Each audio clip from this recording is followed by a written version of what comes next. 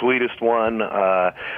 It was the sweetest one for a lot of reasons, but I actually posted a thing on Facebook where I said, congratulations to an organization that has so clearly cheated over 20 years to accomplish what they've done. I think the NFL should spend a lot of money to investigate.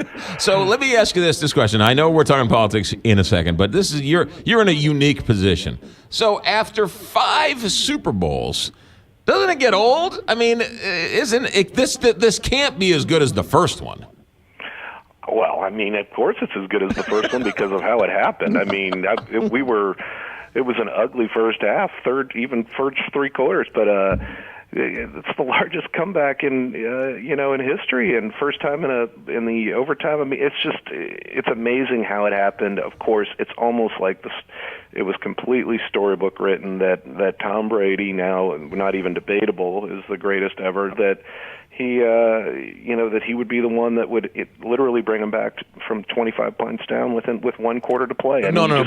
But I'm talking about like Cub fans, right? They waited 108 years to win.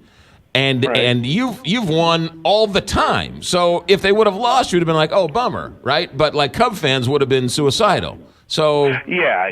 I mean, sure. Especially, I think because we were so down with how they were playing in the first 3 quarters that I think we had kind of resigned ourselves to that. But I don't know. I was a believer until the final whistle because of number 12. But all right, as you can see, that's where my man crush is. All right, Trey. Let's talk a little politics. I don't know where to go. Your friend Sean Spicer or your President Donald Trump? It's an interesting place. First of all, have you talked to your friend Sean Spicer in the last couple of days? I have, about the Saturday Night Live skit. I mean, he's in the bunker. I think it's an eye-opening experience, maybe positive and negative when you've been spoofed on Saturday Night Live. I think that you got to look at it as a notch in your belt, but at the same time, it's got to be a little frustrating too when you see how you're being spoofed. It's like you have to play along because anything else, people are gonna pile on if you. Oh yeah. And you got to admit, I mean, it was actually a pretty funny skit. So. Right? Yeah. All right, good. Now let's talk about Donald Trump going down to CENTCOM and talking about how the national media doesn't cover these terrorist attacks.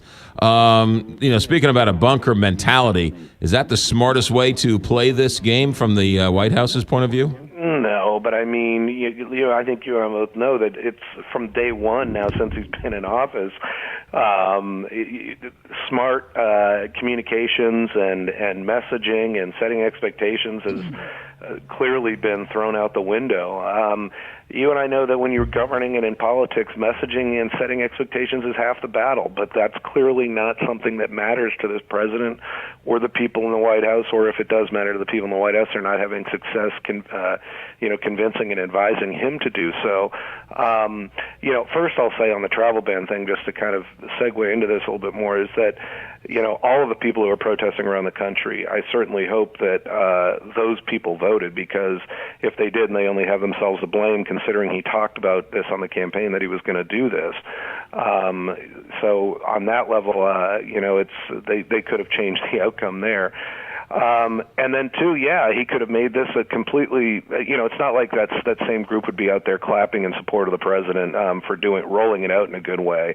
They still would have been critical, but in terms of his relationships in Congress, his credibility for on being able to work on other issues, I guess I just don't understand why he wants to be so stubborn about it, because it really would help him a lot. It would go a long way if he would kind of approach these things in more typical,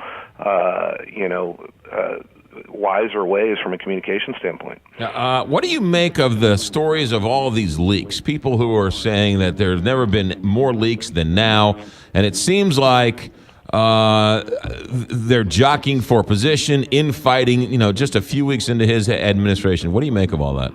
Well, I mean, it's true. I mean, I think that if you're Reince Priebus and Sean Spicer and a couple of others, I mean, you're going to start hating your job in sooner rather than later. I mean, it's got to be very difficult to go to that place and realize that you have zero autonomy and that you basically, you've worked this long in your career, you've decided, you're out there when on an island with this president within the party, and you're trying to do the right thing, but then you realize that, and you're not making much money doing it, and you realize that you get there and your counsel and advice is not being taken, and that you just don't have any power. And that's what I hear is going on there, that it is essentially Trump doing what he wants to do and listening to two people in particular, and that's Steve Bannon and Kellyanne Conway, and no one else matters to him. So, and what's frustrating to people like Priebus and Spicer and others is that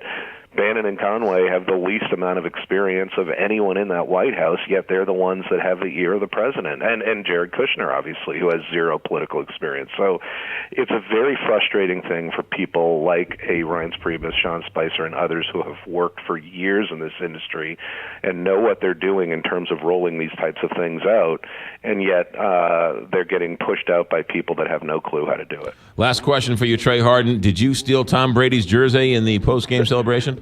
No, but I think there's a safe bet Roger Goodell did. Trey, have a good week. Thanks. Yeah, take care. Bye. All right, 628, Big 5.